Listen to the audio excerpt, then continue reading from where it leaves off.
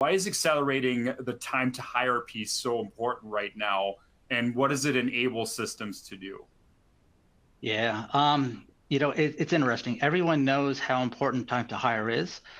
Sometimes we forget the impact it has to the organization from a financial perspective. So, every critical role that goes unfilled, generates lost revenue, stretches the staff thin, potentially can impact quality of care, right? So speeding up time to hire is looked at as an HR metrics, and it really should be an operational, a clinical, and a financial imperative, right? And also by analyzing the metrics, or your metrics, like your current and target FTEs, your monthly terminations, and your monthly hire rates, you can truly model out your time to FTE achievement.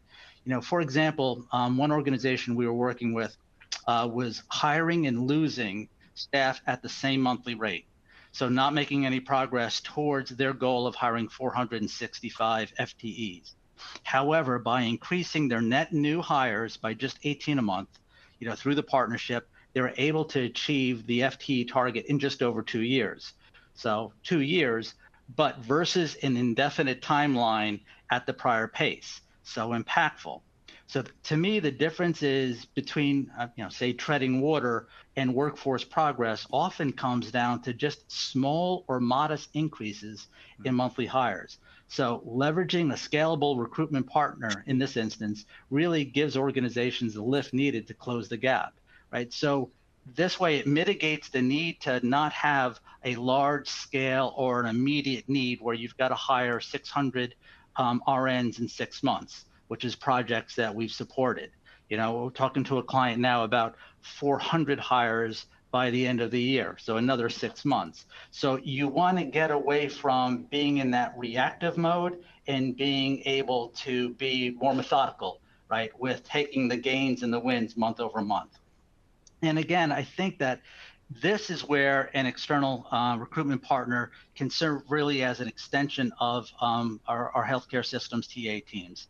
I know that some organizations, TA organizations, may be concerned sometimes about losing control, or they feel that their recruitment process might be more challenging or broken. But what we find is by really taking the time and the discipline to co-design the right solution, and one that aligns specifically to their culture and operations, right? Two key areas right there. And this is done right, then the partnership absolutely can help accelerate their hiring, provide additive support to their bandwidth, and provide the flexibility and scale, which is a reoccurring theme through our discussion today. Yeah, I feel like the 400 nurses in 6 months, you'd have to be proactive to be able to reach that goal. Yes. Absolutely. JB, I want to turn it over to you here too as well in terms of the time to hire metric as well, but also what you're seeing from systems. What does it help them do when they start realizing, hey, this is important? Yeah, absolutely. Well, I've been in recruiting for 20 years, and for all 20 years, time to hire or time has kind of been the enemy for recruitment. There's so many things can happen when you begin to stretch out the process. But I also think that we think about time to hire, it's less about speed and efficiency, although that's super important, but it's more about momentum. So my son, he's an athlete, and last year his coaches, I think they were trying to brainwash him that there was no such thing as momentum in sports. And anyone that has ever watched any sporting event, you can feel momentum shift back and forth. And I guess I understand why they were trying to have them not believe in that reality, but it's certainly true within recruitment. And so speed and efficiency is important, and you should look at it, but it's more in how do we build momentum up in the early phases, and how do we sustain the momentum?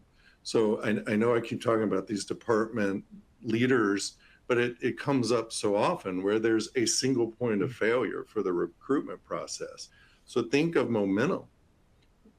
Those nurse leaders need to take time off. They have 7 days, 10 days, PTO. They're going to take some time. What happens to the recruitment momentum when all of the candidates in the pipeline just wait 10 days? You're going to lose momentum. That all has to be built back up. and you're going to lose those candidates that were in the pipeline right there.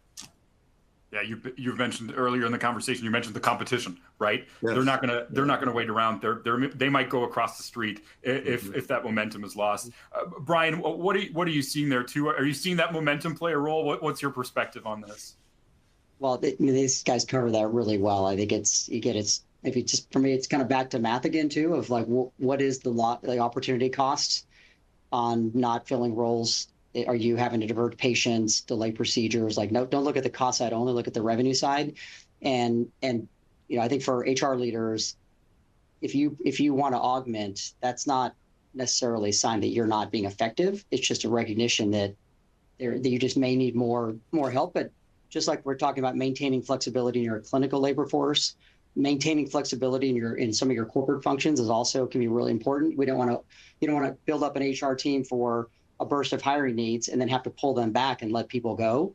And so being thoughtful about how you optimize your internal teams, make sure you get the best of everyone, but still recognizing you may need to bring in some outside help on a periodic basis to help address a talent shortage, or they're opening a new unit or a new tower, thinking about how you blend both your core corporate teams with augmentation can just be a really smart way to go, and actually far more cost effective. And that's flipping that paradigm more. That's a sign of strength in how you think about how you organize and run your corporate department is just sometimes a mindset shift that's hard for leaders to get over.